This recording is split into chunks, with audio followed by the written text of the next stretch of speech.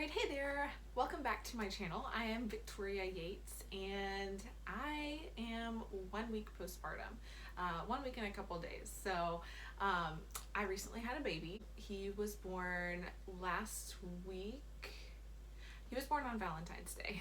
So he's a little Valentine's Day baby. His name is Graham and he's sleeping right here next to me. So I'm going to try to let him just keep sleeping through. Alright, he started waking up, so I figured maybe we'll just hold him and see how it goes. This is real life. So yeah, intro, here is Graham Davis Yates, and he is a little over a week old, so say hello, Graham. Yeah, so I just wanted to talk about this first week. Man, I had some people just ask me about it. And it's intimidating, right? It's like you're so prepared for pregnancy, you're so prepared for, you do all you can to prepare for labor. And I know for me, it wasn't until like a couple weeks before that I was like, oh wow, I'm gonna be, I'm not gonna be pregnant anymore, and I'm gonna go through this whole labor process, and then we're gonna have this newborn, and what am I gonna do? Anyway, I just thought I would share some tips and pointers, things that have helped me, what it's been like, and hopefully just encourage you. So yeah, let's see here. What was the first week like? So I had someone use the analogy, and I totally agree with this, that it's like running a marathon and then being asked to run another marathon right on top of it.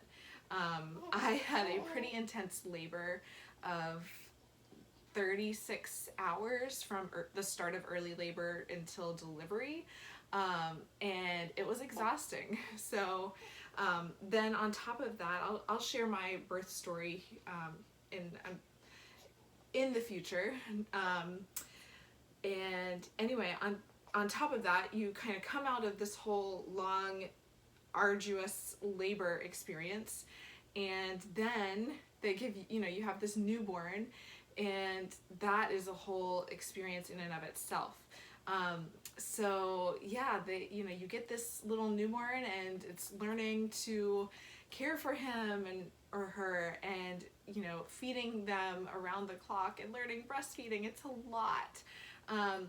So first off, just know that you can go into this process with so much grace for yourself, and you should. And we're still figuring things out, obviously, but I will say that there's been quite a few things that have really helped. So those first couple nights, we were in the hospital for 2 nights, and that was really, the first night, I think everybody was exhausted. Graham was exhausted because he had just done this whole going through the birth canal, and that's a lot of stress, right, Graham? Yeah. So they're a little bit more sleepy, you're really sleepy, so that first night definitely was not bad. Then the second night hit. They call it, I forget what they call it.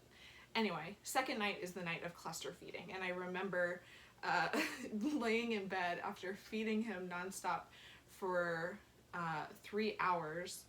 Basically, I'd feed him, he'd go in his bassinet and just start rooting around and looking hungry again, and I was like, oh my goodness, this can't be right, and asked our nurse about it, and she was like, nope, this is normal. I'm like, oh my goodness, how long is this gonna last, because I don't know if I can do this. So anyway, cluster feeding night, so I was feeding him and up more hours of the night than I was asleep, and that was rough. Again, you just had a baby and went through the whole exhaustion with labor, and then you're sleep deprived, and honestly, I feel like my husband Paul seemed more sleep deprived than I was at that point. I was still, I think, running on adrenaline and just so excited, and just just loving this new phase of life. And so I really wasn't I wasn't feeling all that exhausted, but definitely, a couple days later it hit me, and I was like, I can't do this. I had a little meltdown. Those were the first couple days. We came home from the hospital. after 2 nights, and my mom was visiting with us, and then yeah, the cluster feeding just kept happening every single night until we realized that he was not used to sleeping in his bassinet on his back and did not like that. He liked to be held and cuddled. We're still working on that. And so what we did was one day we put our bassinet in the living room, and we just, as often as we could, we put him in his bassinet, and just to get him used to sleeping there, so that come nighttime when we're trying to sleep, he was a lot easier to put down and was used to sleeping in his bassinet. So that really helped. Yeah, so that was our first week. That one day was really all it took to get him pretty much used to his bassinet. And since then, sleep has been a lot better. And let me just share a couple of things that have really, really helped. And I hope that these help you if you are maybe getting ready to go through this first week postpartum, you're getting ready to have a baby, or maybe you're in the midst of it right now. Yeah, so first things first, family and friends support. That was the biggest thing for me when I was in labor, and it was the biggest thing for me this first week postpartum, was just having family and friends just come and be there and help support you in one way or another. So like I said, my mom was in town, so she was really helpful for helping us to just kind of like get used to everything going on, and she was able to cook and do dishes and pick up around the house and hold the baby and, you know, keep him occupied while we took a nap in the afternoon. She was amazing. So family, really helpful. And then friends, we had friends right off the bat start to bring us meals and, you know, baked goods and snacks and things like that. So that was really, really helpful. And I would just say, you know, don't be afraid to ask for support. Don't be afraid to ask for help.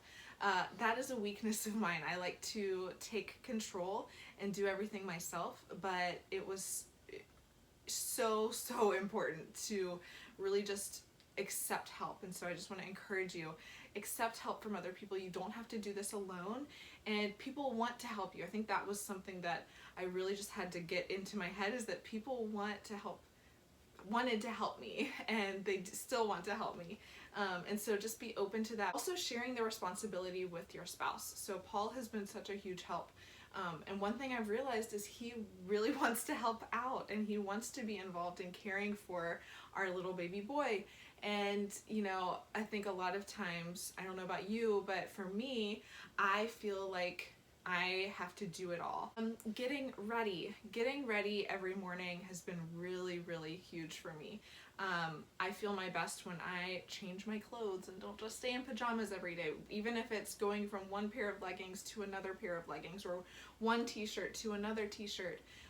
Getting ready, showering, even putting a little bit of makeup on just to feel a little bit more like myself. That has been really helpful. And so that is one of the things that I would just encourage you, if that's, try it out, if that's something that, you know, makes you feel good. I feel like most people feel better when they are not in the same clothes for hours and hours and hours. Eating and drinking a lot. Drinking a lot of water, lots of liquids, and eating lots of substantial snacks. Someone made me some lactation cookies. Those have been really great. I've been just like popping those all the time, and having things like almonds on hand and yogurt, smoothies. Basically, if you're nursing, you are needing to eat a lot. Your body is producing milk to feed this little baby of yours, and your nutritional needs go up majorly. So make sure you're eating well and eating some substantial calories. So lots of carbs, carbohydrates. I've definitely noticed craving so many more carbohydrates. Don't be afraid of them. Now is not the time to try to lose weight or, you know, focus on cutting calories at all.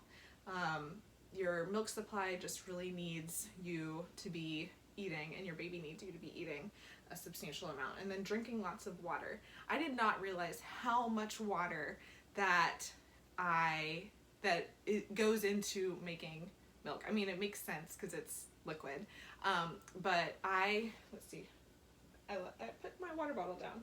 I have a Yeti cup about this big, and my goal is to try as best I can to drink one of those with every feeding. I'm not 100% wonderful at it, but that's my goal.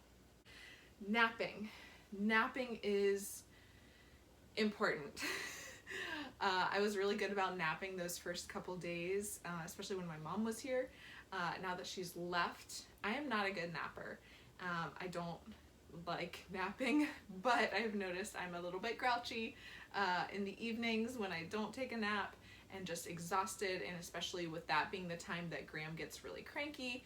Lots of people call it a witching hour. He has that. He gets really cranky in the evening, so not a great situation when both mom and baby are cranky. So definitely recognize that even if I'm not really tired in the afternoon, or if I don't want to nap, I should nap.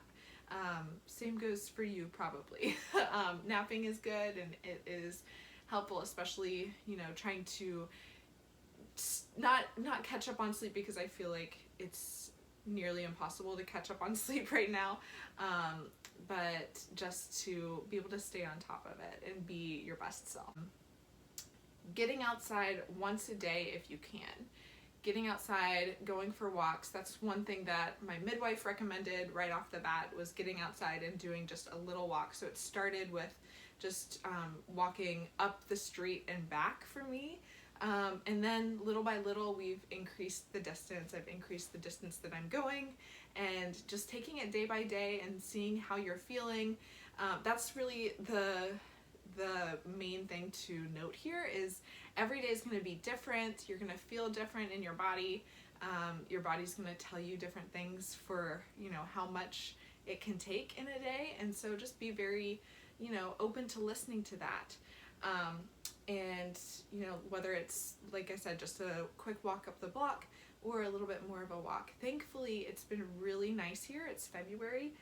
And usually in New York, February is miserable, but we've had some amazing weather lately. Actually, I think the high is 57 today and sunny. So we've just been trying to get out and get some vitamin D every moment that I can, sitting outside. Great for your mental health, great for your physical health, great for just bonding with your baby. You know, I like to put him in a little carrier on my chest. And it's just really fun. So getting outside, super, super helpful. One last thing here, don't rush healing. Whatever your birth, labor situation was, a lot went into that. Whether you had a vaginal birth or a C-section, whether your labor was 2 hours or it was 36 hours like mine, a lot went into your labor and you bringing this little baby into the world. And so don't rush healing. It's going to take time. Like I said before, take it day by day and listen to your body. That's going to be the greatest guide for you for how to go about this first week. So anyway, that was our first week. Those are some really huge things that have helped. I would love to hear if you enjoyed this video, if it was helpful for you. And so put a little comment in below, like the video, subscribe. I'm going to be making some more videos like this if that's interesting to you. And just hopefully, you know, with the goal to encourage you in this process as you are becoming a new mom, or, you know, going this route again with a second or third or whatever number child. Thanks so much for watching, and see you guys next time.